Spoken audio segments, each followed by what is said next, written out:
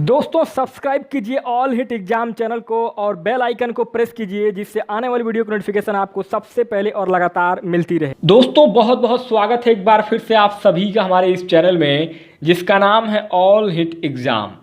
और दोस्तों आज के इस वीडियो में हम लोग देखेंगे सुपर टैट 2021 की तैयारी के लिए दोस्तों यूजीसी नेट जेआरएफ परीक्षा जून 2005 में जो हुई थी हिंदी भाषा की, उस परीक्षा में जो सभी प्रश्न पूछे गए थे उन सभी प्रश्नों को हम लोग इस वीडियो में लाइव देखेंगे दोस्तों, यानी कि उसका लाइव सॉल्यूशन यानी कि उसको हल करेंगे पूरे प्रश्नों को।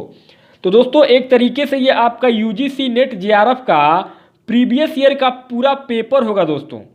तो इस पेपर में जो भी प्रश्न आए थे ये प्रश्न आपके आने वाली जो परीक्षा होने वाली है सुपर टैट हिंदी भाषा के लिए उसके लिए बेहद इंपॉर्टेंट होगा, क्योंकि वो प्रीवियस ईयर में जो क्वेश्चन पूछे जाते हैं उसका मैक्सिमम चांस होता है आने वाली परीक्षा के लिए कि हो सकता है कि उस परीक्षा में उस प्रश्न को रिपीट किया जाए या फिर उसी लेवल के प्रश्न आपको आते हैं।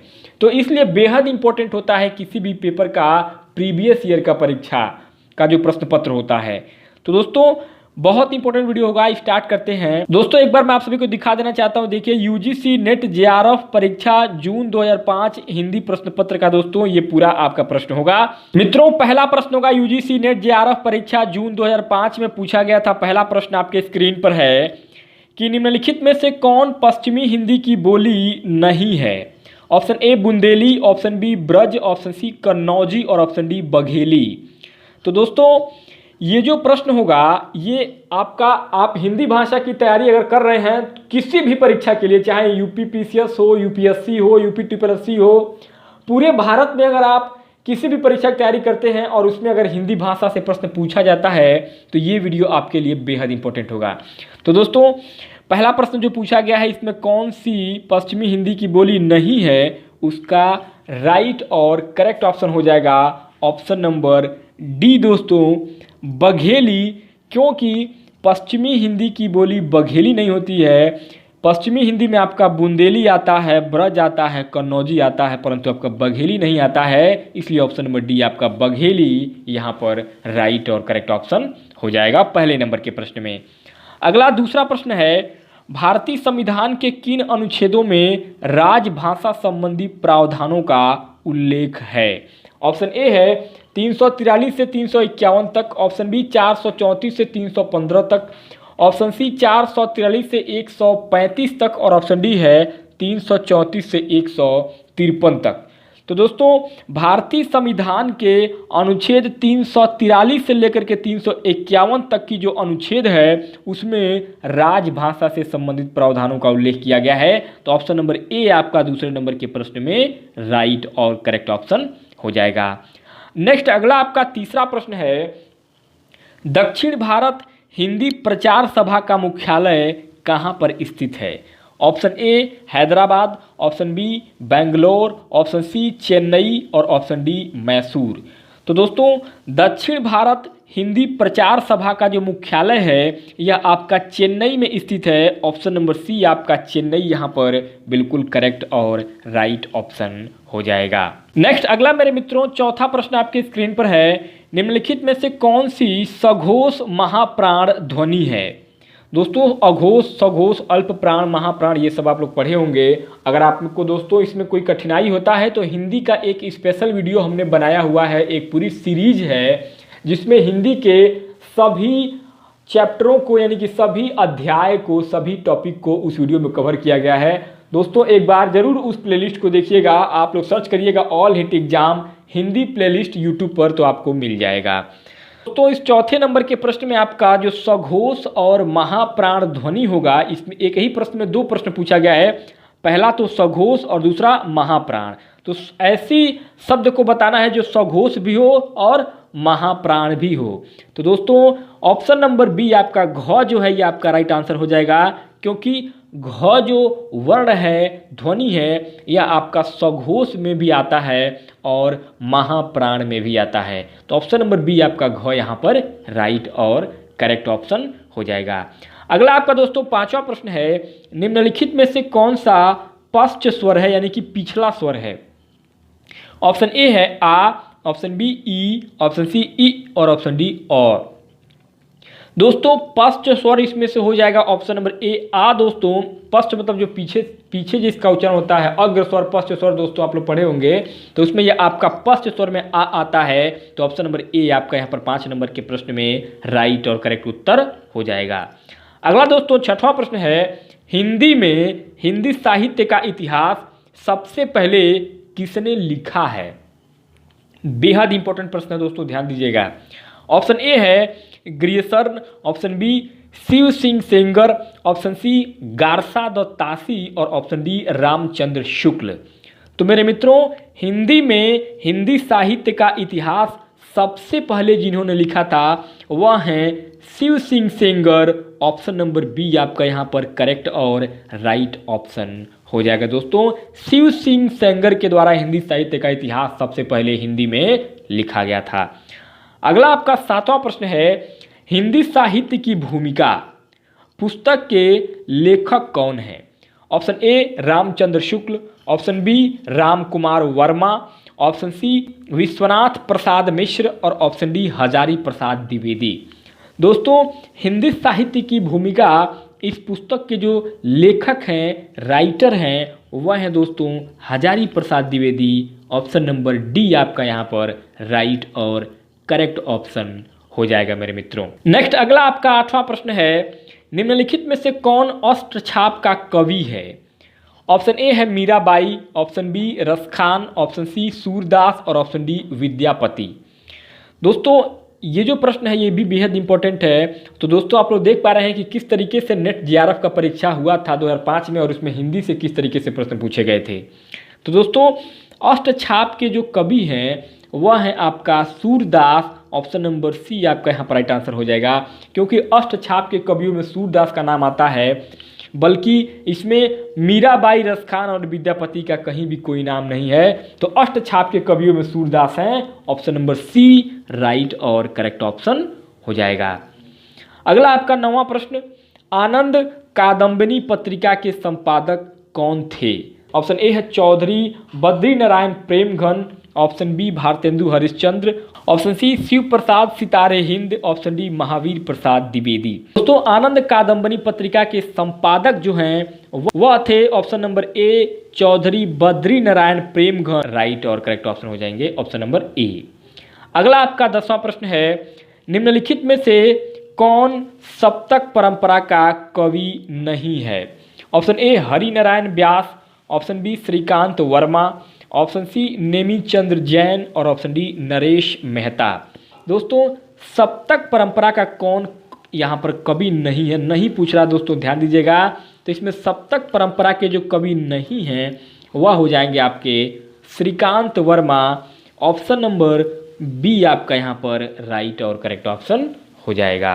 अगला दोस्तों आपका 11वां प्रश्न है, भाग्यवती के लेखक कौन है? Option A Lala Srinivas Das, option B Devaki Nandan Khatri, option C Shraddharam Phillauri और ऑप्शन डी लज्जाराम मेहता। दोस्तों भाग्यवती के जो लेखक हैं वह आपका Shraddharam Phillauri. Option number C आपका यहाँ पर राइट और करेक्ट ऑप्शन हो जाएगा। दोस्तों भाग्यवती के लेखक श्रद्धाराम फिल्लौरी हैं। ऑप्शन नंबर सी आपका करेक्ट और राइट आंसर हो जाएगा। नेक्स्ट अगला आपका 12वां प्रश्न है, अंधा युग किसकी रचना है? Option A Naresh Mehta, option B Mohan Rakesh, option C Dushyant Kumar और ऑप्शन डी धर्मवीर भारती। दोस्तों अंधा युग जो है यह आपका धर्मवीर भारती जी के द्वारा लिखा गया था। ऑप्शन नंबर डी आपका यहाँ पर राइट और करेक्ट ऑप्शन, धर्मवीर भारती जी के द्वारा अंधा युग की रचना की गई थी। ऑप्शन नंबर डी आपका राइट और करेक्ट ऑप्शन हो जाएगा। अगला आपका 13वां प्रश्न है, कूटज के लेखक कौन है? Option A Hazari Prasad Dwivedi, option B Ramchandra Shukla, option C Kubernath Rai और ऑप्शन डी विद्यानिवास मिश्र।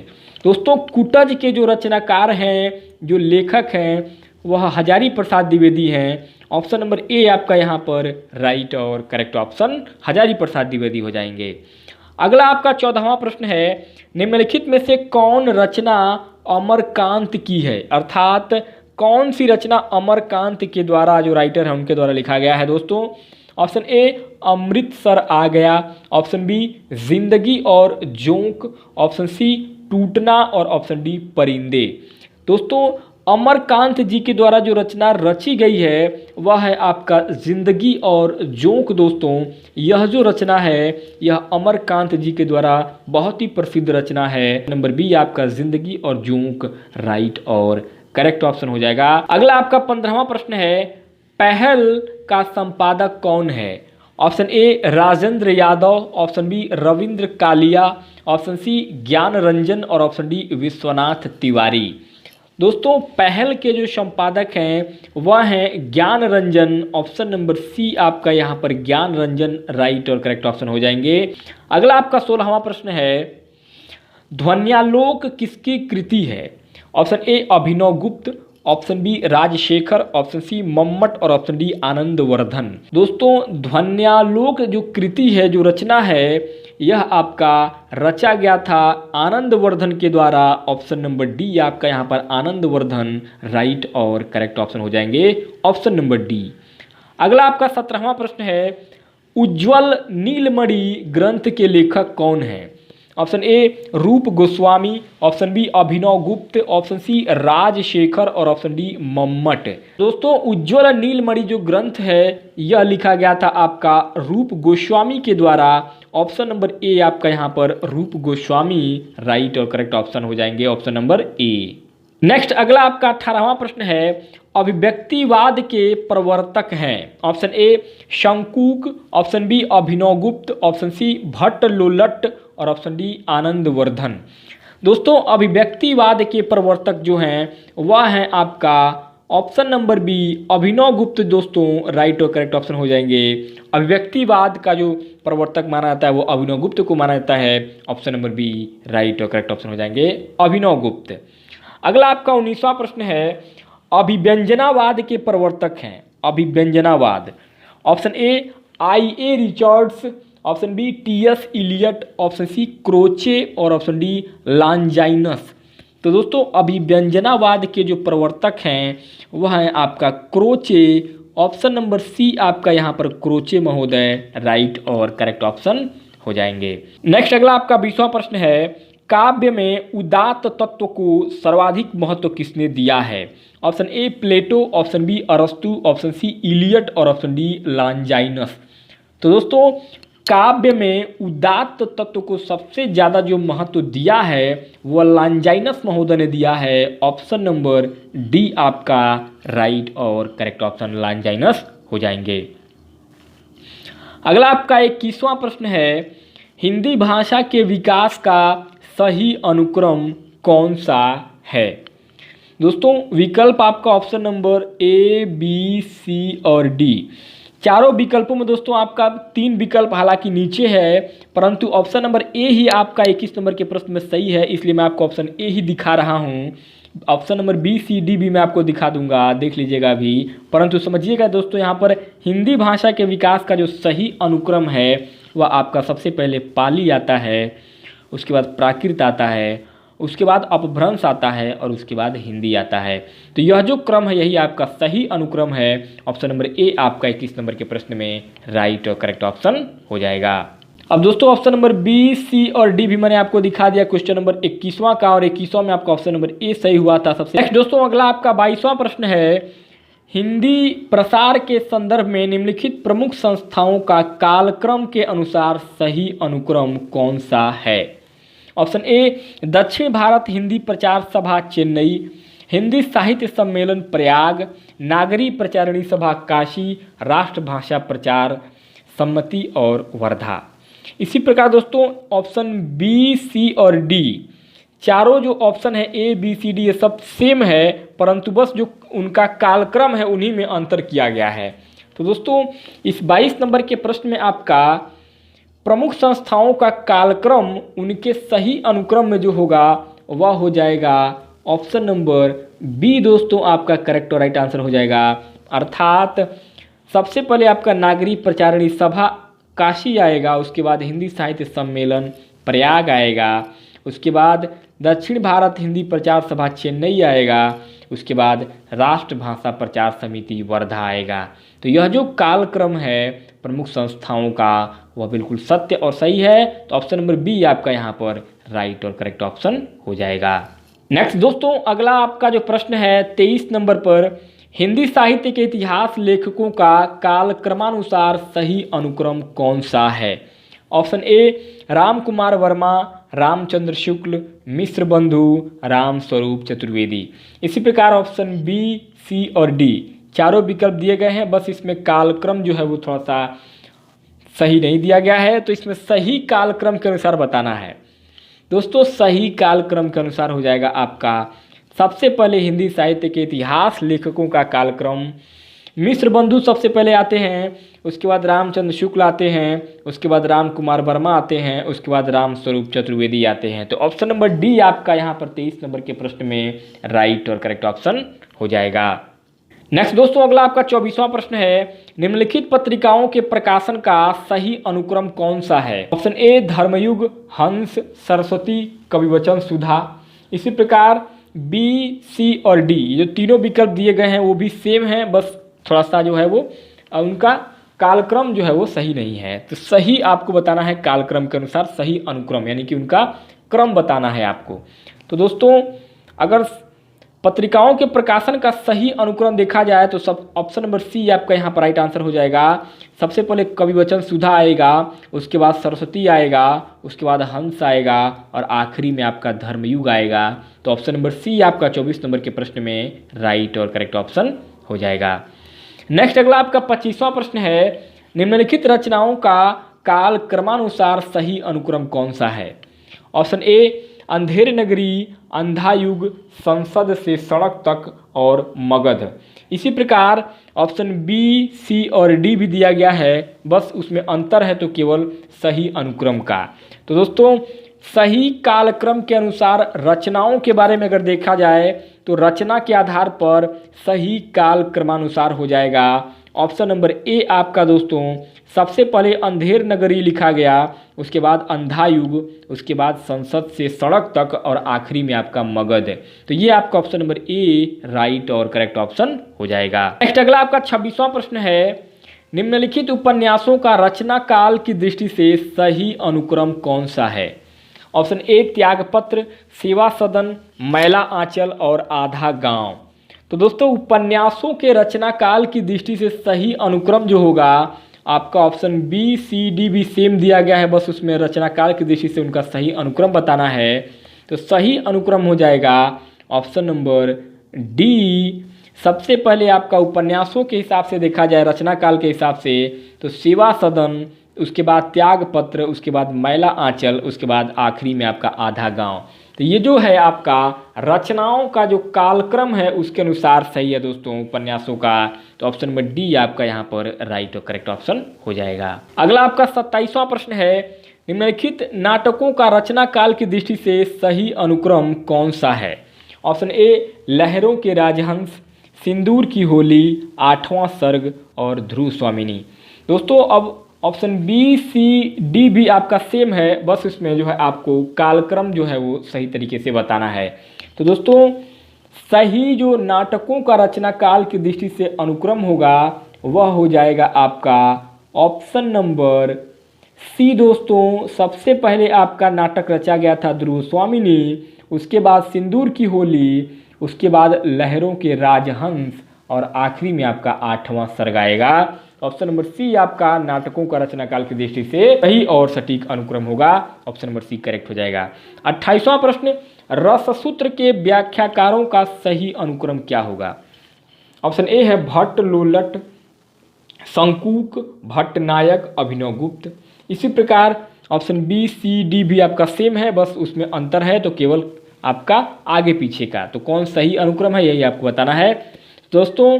इसमें आपका राइट आंसर हो जाएगा ऑप्शन नंबर ए दोस्तों। रस के सूत्रों के अनुसार व्याख्याकारों का अगर सही अनुक्रम देखा जाए तो सबसे पहले आपका भट्ट लोलक आएंगे, उसके बाद शंकुक, उसके बाद भट्ट नायक और आखिरी में आपका अभिनवगुप्त। तो ये आपका ऑप्शन नंबर ए यहाँ पर रससूत्र के व्याख्याकारों का सही अनुक्रम हो जाएगा ऑप्शन नंबर ए। दोस्तों 29वां प्रश्न है आपके स्क्रीन पर कह रहा है, निम्नलिखित पाश्चात्य काव्य शास्त्रीय चिंतकों का काल क्रमानुसार सही अनुक्रम कौन सा है? ऑप्शन ए कॉलरिज, अरस्तु, I A Richards, John Crowe, Ransom. इसी प्रकार बी, सी और डी भी सेम ऐसे ही ऑप्शन है, बस उसमें अंतर यही आगे पीछे का, यानी कि क्रमानुसार जो है वो नहीं है। तो कौन क्रमानुसार है पाश्चात्य काव्य शास्त्री चिंतकों के अनुसार? तो दोस्तों यह हो जाएगा आपका ऑप्शन नंबर बी। सबसे पहले दोस्तों पाश्चात्य काव्य शास्त्री चिंतकों के अनुसार अगर देखें तो सबसे पहले आपका अरस्तु आएंगे, उसके बाद कॉलरीज, उसके बाद जॉन क्रो, रैंसम और लास्ट में आपका आईए रिचर्ड्स। तो ऑप्शन नंबर बी आपका यहाँ पर राइट और करेक्ट ऑप्शन हो जाएंगे। अगला आपका तीसरा प्रश्न है, निम्नलिखित काव्य शास्त्री ग्रंथों का सही अनुक्रम कौन सा है?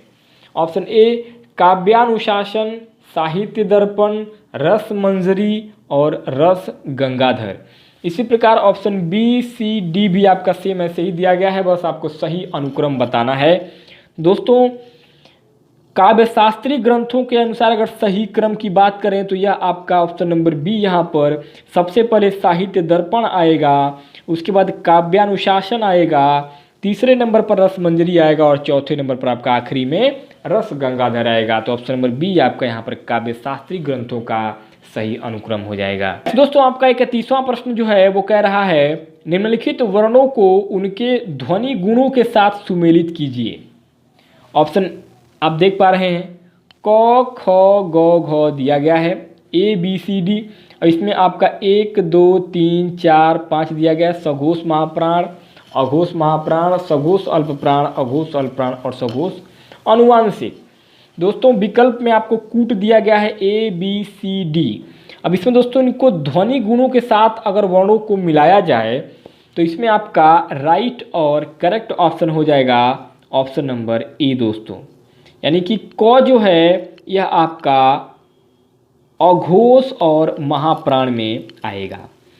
दोस्तों ख जो है यह आपका अघोष महाप्राण में ये भी आपका आएगा। और दोस्तों आपका ग जो है यह आपका सघोष महाप्राण में आएगा, और घ जो है घ यह दोस्तों आपका आ जाएगा सघोष अल्पप्राण में। तो ऑप्शन नंबर आपका यहाँ पर ए बिल्कुल राइट और करेक्ट ऑप्शन हो जाएगा। नेक्स्ट दोस्तों अगला आपका 32वां प्रश्न कह रहा है, निम्नलिखित हिंदी के भाषाविदों को उनके ग्रंथों के साथ सुमेलित कीजिए। दोस्तों आप देख पा रहे हैं ए कामता प्रसाद गुरु, हिंदी भाषा का उद्भव और विकास पहला दिया गया है सामने, बी दिया गया है किशोरीदास वाजपेयी, हिंदी व्याकरण, सी उदय नारायण तिवारी, भाषा और समाज, डी रामविलास शर्मा, भाषा और समाज, और इसमें आपका 5वां है हिंदी शब्दानुशासन। दोस्तों इसमें आपको उन भाषा के जो जानकार हैं, भाषाविद जिनको कहा जाता है, तो उन भाषाविदों को उनके ग्रंथों के साथ सुमेलित करना है कि कौन किसका लिखा गया है। तो सही सुमेलित होगा आपका option number B. Option number B दोस्तों आपका इसमें सही सुमेलन हुआ है, अर्थात दोस्तों कामता प्रसाद गुरु जो है वो हिंदी व्याकरण लिखे हैं, किशोरीदास वाजपेयी जो लिखे हैं वो भाषा और समाज लिखे हैं, भाषा और समाज, और उदय नारायण तिवारी जो लिखे हैं ये लिखे हैं हिंदी भाषा का उद्भव और विकास, और रामविलास शर्मा जो लिखे हैं वो लिखे हैं भाषा और समाज। तो दोस्तों ये जो मिलान है ये आपका बिल्कुल सही है, ऑप्शन नंबर बी आपका राइट और करेक्ट ऑप्शन हो जाएगा। नेक्स्ट अगला आपका 33वां प्रश्न है, निम्नलिखित काव्य ग्रंथों को उनके कवियों के साथ सुमेलित कीजिए। दोस्तों सेम उसमें भी आपको यही मिलान करना है। ऑप्शन आप देख पा रहे हैं ए आपका आत्मजयी गिरिजा कुमार माथुर, धरती कुंवर नारायण, आंगन के पार द्वार अज्ञे और धूप के धान त्रिलोचन रघुवीर सहाय। तो इसमें कूट के माध्यम से आपको बताना दोस्तों, तो काव्य ग्रंथों को उनके कवियों के साथ अगर मिलान किया जाए तो इसमें आपका ऑप्शन नंबर सी जो है बिल्कुल सही मिलान हुआ है, अर्थात ए का दूसरा आत्मजयी जो है वो आपका कुंवर नारायण के द्वारा लिखा गया है, और बी का चौथा है दोस्तों अर्थात धरती जो है ये आपका त्रिलोचन के द्वारा लिखा गया है, सी का तीसरा है आंगन के पार द्वार आपका अज्ञे के द्वारा लिखा गया है, और दोस्तों आपका डी का पहला है अर्थात धूप के धान जो है ये आपका गिरिजा कुमार माथुर के द्वारा लिखा गया है। तो ऑप्शन नंबर सी आपका यहाँ पर बिल्कुल राइट और करेक्ट ऑप्शन हो जाएगा। अगला 34वां प्रश्न, निम्नलिखित ग्रंथों को उनके लेखकों के अनुसार सुमेलित करना है।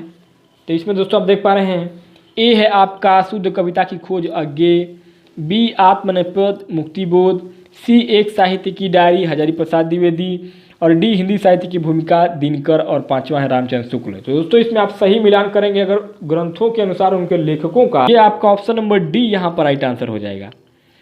दोस्तों डी जो है मिलान बिल्कुल सही हुआ है, अर्थात दोस्तों शुद्ध कविता की खोज जो है यह लिखा गया है आपका दिनकर जी के द्वारा। उसके बाद दोस्तों आत्मनेपद जो है, आत्मनेपद आपका अज्ञे जी के द्वारा लिखा गया है और एक साहित्य की डायरी आपका मुक्तिबोध के द्वारा और हिंदी साहित्य की भूमिका जो लिखा गया है ये आपका हजारी प्रसाद द्विवेदी जी के द्वारा लिखा गया है दोस्तों। तो ऑप्शन नंबर आपका यहाँ पर डी बिल्कुल राइट और करेक्ट ऑप्शन हो जाएगा। अगला आपका 35वां प्रश्न, काव्य पंक्तियों को उनके रचनाकारों के साथ सम्मिलित करिए। ए ये उपमान मैले हो गए, बी हमराज लिए मरते हैं, सी बतरस लालच लाल की और डी भक्ति ही ज्ञान ही नहीं कछु भेद। अज्ञे बिहारी मैथिली शरण गुप्त तुलसीदास और पंत। तो दोस्तों इसको इन काव्य पंक्तियों को उनके रचनाकारों के साथ अगर मिलाएंगे तो ऑप्शन नंबर बी आपका सही सुमेलन हुआ है। अर्थात दोस्तों ये उपमान मैले हो गए, ये आपका जो लिखा गया है ये आपका अज्ञे जी के द्वारा लिखा गया है, ए का पहला है। दोस्तों हम राज्य लिए मरते हैं ये आपका मैथिली शरण गुप्त के द्वारा लिखा गया है और बतरस लालच लाल की यह लिखा गया है आपका बिहारी जी के द्वारा और भक्त ही ज्ञान ही नहीं कछु भेद यह लिखा गया है आपका तुलसीदास के द्वारा। तो ऑप्शन नंबर आपका दोस्तों यहाँ पर बी बिल्कुल करेक्ट और राइट आंसर हो जाएगा। नेक्स्ट अगला आपका दोस्तों 36वां प्रश्न पूछ रहा है, दिए गए गद्य पंक्तियों को उनके लेखकों के साथ सम्मिलित कीजिए। ए है बैर क्रोध का आचार या मुरब्बा है, बी अधिकार सुख कितना मादक और सारहीन, सी निज भाषा उन्नति अहै सब उन्नति को मूल। इसी प्रकार दोस्तों दाहिने साइड में है आपका प्रेमचंद प्रसाद भारतेंदु हरिश्चंद्र। अब दोस्तों इसको थोड़ा सा और आगे बढ़ाते हैं तो यहाँ पर आपको ऑप्शन डी भी दिखेगा और इसमें डी है आपका मर्द साठे पर पाठे होते हैं और आपका राइट साइड में रामचंद्र शुक्ल हजारी प्रसाद द्विवेदी और ये आपका कूट दिया गया है। तो दोस्तों इसमें आपका राइट और करेक्ट, इसको थोड़ा सा मैं छोटा कर देता हूँ ताकि आपको सही तरीके से ये पूरा प्रश्न दिख पाए। दोस्तों थोड़ा सा आप लोग भी ध्यान दीजिएगा इसमें। दोस्तों मैंने छोटा कर दिया है ताकि आपको सही तरीके से पूरा प्रश्न एक साथ दिख पाए। तो दोस्तों आपको राइट और करेक्ट ऑप्शन हो जाएगा ऑप्शन नंबर सी, इसमें आपका राइट आंसर हो जाएगा। अर्थात ए का चौथा है, अर्थात बैर क्रोध का आचार मुरब्बा है, यह आपका लिखा गया है रामचंद्र शुक्ल के द्वारा। बी का दूसरा है अधिकार सुख कितना मादक और सारहीन, यह लिखा गया है आपका प्रसाद के द्वारा। और सी का तीसरा है निज भाषा उन्नति अहै सब उन्नति को मूल, यह लिखा गया है दोस्तों आपका भारतेंदु हरिश्चंद्र जी के द्वारा। और डी है मर्द साठे पर पाठे होते हैं, यह लिखा गया है आपका प्रेमचंद के द्वारा, ऑप्शन नंबर पहला। तो दोस्तों इसमें आपका ऑप्शन नंबर सी जो है बिल्कुल सही और राइट मिलान हुआ है। नेक्स्ट दोस्तों अगला आपका 37वां प्रश्न है, निम्नलिखित पत्रिकाओं को उनके संपादकों के साथ सम्मिलित कीजिए। ए हिंदी प्रदीप, बी ब्राह्मण, सी सरस्वती, डी वसुधा। उसी प्रकार दाहिने साइड में आपका राजेंद्र यादव, कमला प्रसाद, बालकृष्ण भट्ट, प्रताप नारायण मिश्र और महावीर प्रसाद द्विवेदी। दोस्तों पत्रिकाओं को उनके संपादकों के साथ अगर सही सम्मिलित किया जाए तो यह आपका ऑप्शन नंबर ए यहाँ पर राइट आंसर हो जाएगा। ए का तीसरा होगा हिंदी प्रदीप आपका बालकृष्ण भट्ट के द्वारा, बी का चौथा होगा ब्राह्मण जो है ये आपका प्रताप नारायण मिश्र के द्वारा, सी का पांचवा होगा सरस्वती आपका महावीर प्रसाद द्विवेदी के द्वारा और डी का दूसरा होगा अर्थात वसुधा जो है वो आपका कमला प्रसाद के द्वारा लिखा गया है। तो ऑप्शन नंबर ए आपका यहाँ पर राइट और करेक्ट ऑप्शन हो जाएगा। अगला आपका 38वां प्रश्न, निम्नलिखित ग्रंथों को उनके काव्य रूपों के साथ सम्मिलित कीजिए। ए पंचवटी, बी प्रिय प्रवास, C Ek Kanth Vishpayi, D Shiva Bavani. Right side में है आपका महाकाव्य, दूसरा काव्य नाटक, तीसरा खंड काव्य, चौथा मुक्तक और पांचवा आपका है चंपू। दोस्तों उनके ग्रंथों को उनके काव्य रूपों के साथ अगर सम्मिलित किया जाए तो यहाँ पर आपका ऑप्शन नंबर सी जो है राइट आंसर हो जाएगा। अर्थात ए का तीसरा पंचवटी जो है दोस्तों ये आपका खंड काव्य है, बी का पहला है प्रिय प्रवास आपका एक महाकाव्य है और सी का दूसरा है एक कंठ विषय पाई आपका जो है ये काव्य नाटक है और शिवा बावनी जो है, शिवा बावनी यह आपका एक मुक्तक है दोस्तों। तो ऑप्शन नंबर आपका सी यहाँ पर 38 नंबर के प्रश्न में राइट और करेक्ट ऑप्शन हो जाएगा, ऑप्शन नंबर सी। अगला 39वां प्रश्न आपका, रस सूत्र के व्याख्याकारों को उनके सिद्धांतों के साथ सुमेलित कीजिए। ए भट्ट लोलट, बी शंकुक, सी भट्ट नायक और डी अभिनव गुप्त। राइट साइड में है आपका अभिव्यक्तिवाद, दूसरा भक्तिवाद, तीसरा अनुमितिवाद और चौथा है उत्पत्तिवाद, पांचवा व्यक्ति वैचित्र्यवाद। तो दोस्तों रस सूत्र के व्याख्याकारों को उनके सिद्धांतों के अनुसार अगर सुमेलित करते हैं तो यह आपका ऑप्शन नंबर बी यहाँ पर राइट आंसर हो जाएगा। अर्थात दोस्तों ए का चौथा भट्ट लोलक जो है ये आपका उत्पत्तिवाद से संबंधित हैं, बी का तीसरा शंकुक जो है वो आपका अनुमितिवाद से हैं, सी का दूसरा है भट्ट नायक आपका मुक्तिवाद हैं और अभिनव गुप्त जो है यह आपका अभिव्यक्तिवाद से हैं। तो ऑप्शन नंबर आपका बी यहाँ पर राइट और करेक्ट ऑप्शन हो जाएगा। नेक्स्ट 240वां प्रश्न कह रहा है, निम्नलिखित पाश्चात्य साहित्य चिंतकों को उनके सिद्धांतों के साथ सुमेलित कीजिए। ए ज्यापाल सात्र, बी जांक दरिदा, सी टी.एस. इलियट और डी क्रोचे। पहला है आपका अभिव्यंजनावाद, दूसरा अस्तित्ववाद, तीसरा विखंडनवाद, चौथा निर्वैयक्तिकता और पांचवा मार्क्सवाद। तो दोस्तों पाश्चात्य साहित्यिक चिंतकों को उनके सिद्धांतों के साथ अगर मिलाया जाए तो ऑप्शन नंबर डी आपका सही सुमेलन हुआ है, अर्थात ए का दूसरा होगा। ज्यापाल सात्र आपका अस्तित्ववाद है, बी का तीसरा है जाक दरिदा आपका विखंडनवाद, सी का चौथा है टी.एस. इलियट आपका निर्वैयक्तिकता और डी का पहला है दोस्तों क्रोचे अभिव्यंजनावाद। तो ऑप्शन नंबर आपका डी यहाँ पर राइट और करेक्ट ऑप्शन हो जाएगा। अब दोस्तों 41वां जो प्रश्न है 41 से लेकर के 45 तक उस प्रश्न के लिए कुछ निर्देश दिए गए हैं। निर्देश क्या कह रहा है ध्यान से देखिएगा। निर्देश कर रहा है कि दी गई स्थापनाओं एसर्टन और तर्कों रीजन की ध्यानपूर्वक पढ़ें और बहुविकल्पी उत्तरों में से सही उत्तर का चयन करें।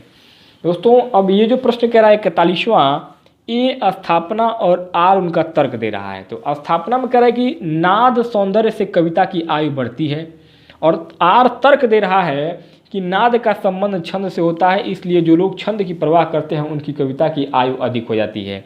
अब इसमें ऑप्शन ए कह रहा है कि ए और आर दोनों सही है, बी ए और आर दोनों गलत है, सी ए सही है और आर गलत है, डी ए गलत है और आर सही है।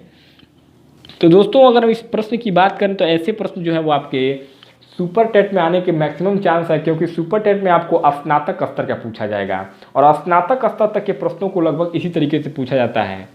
तो दोस्तों इस 41 नंबर के प्रश्न में आपका राइट आंसर हो जाएगा ऑप्शन नंबर ए और आर जो है वो दोनों सही है, अर्थात स्थापना भी सही दिख रहा है और उनका तर्क भी सही बताया गया है। तो ऑप्शन नंबर ए आपका यहाँ पर ए और आर दोनों सही है, राइट आंसर हो जाएगा।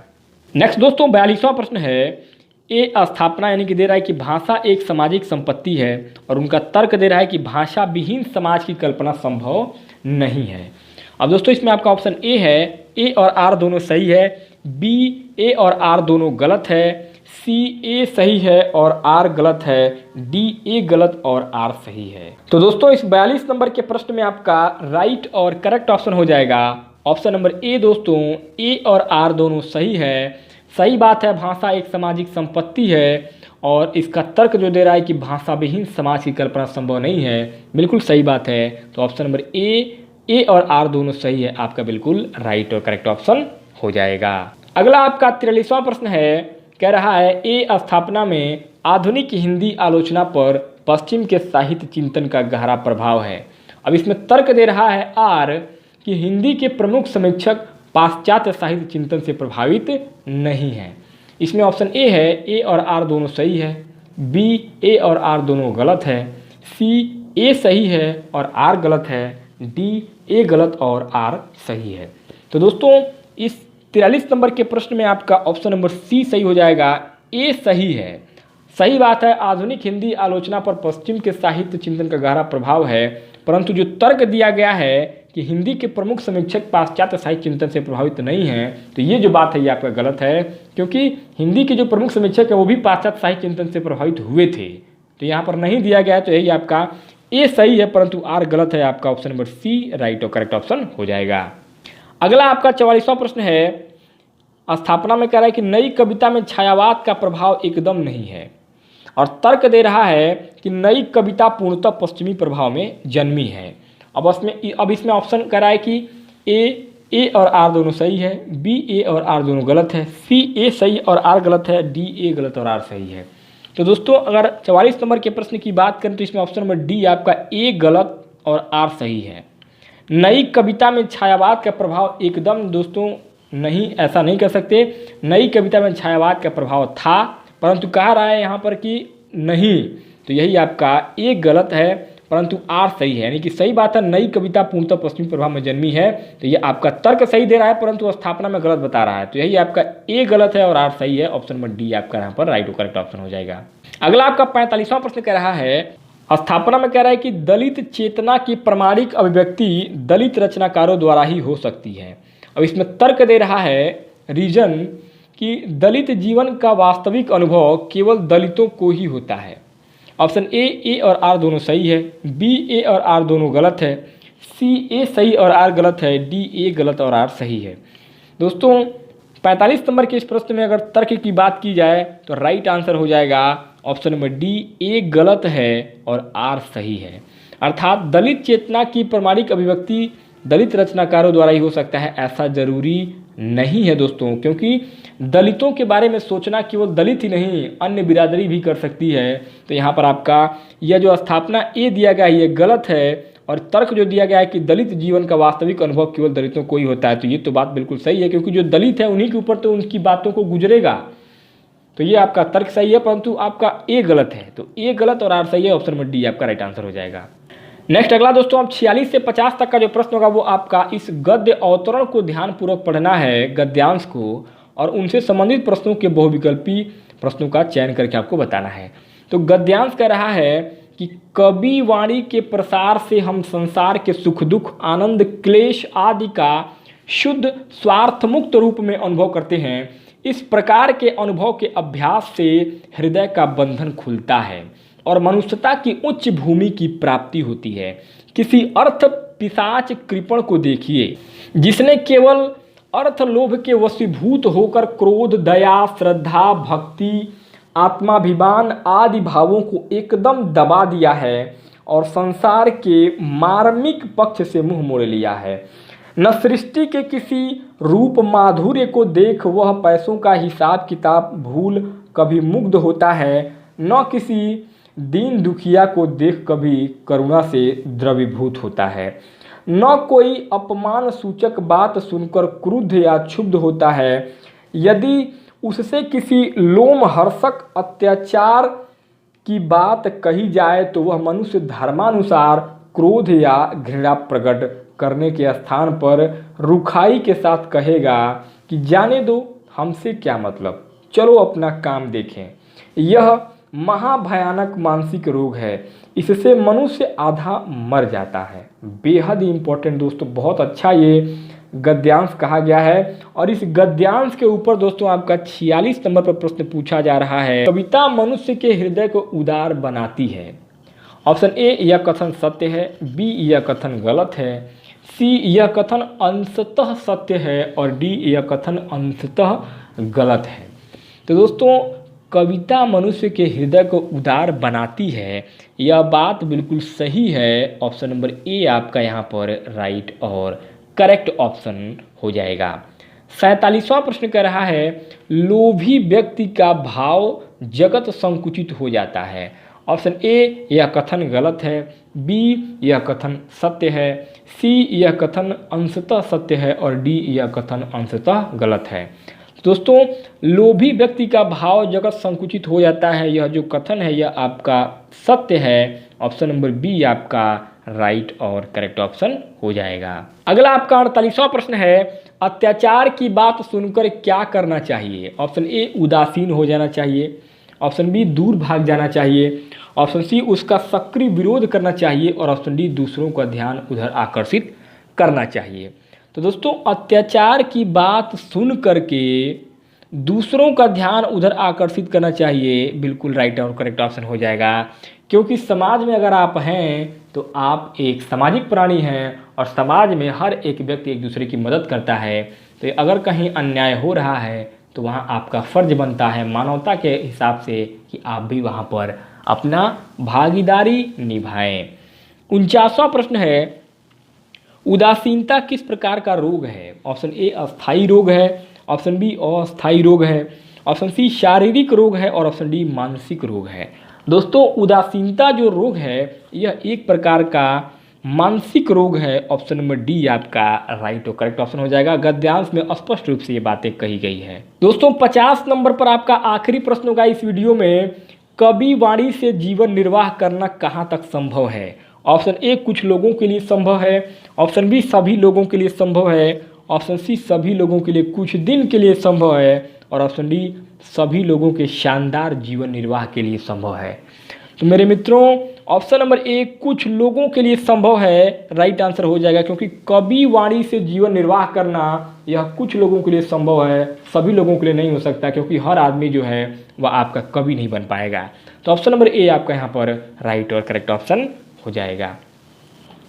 तो मेरे मित्रों इस प्रकार से आपका ये यूजीसी नेट जेआरएफ की जो परीक्षा हुई थी 2005 में जून में, उस परीक्षा में हिंदी भाषा के जो 50 प्रश्न पूछे गए थे उन सभी 50 प्रश्नों को हम लोग इस वीडियो में देखे हैं। और ये प्रश्न इसलिए मैं आपको ये पेपर हल करवाया हूँ ताकि आप लोगों को, अगर आप हिंदी भाषा की तैयारी करते हैं सुपर टेट के लिए, चाहे आप हिंदी भाषा की तैयारी करते हैं टीजीटी के लिए, पीजीटी के लिए, टैट के लिए, सभी प्रकार की परीक्षाओं के लिए प्रश्न आपका बेहद इंपॉर्टेंट होगा।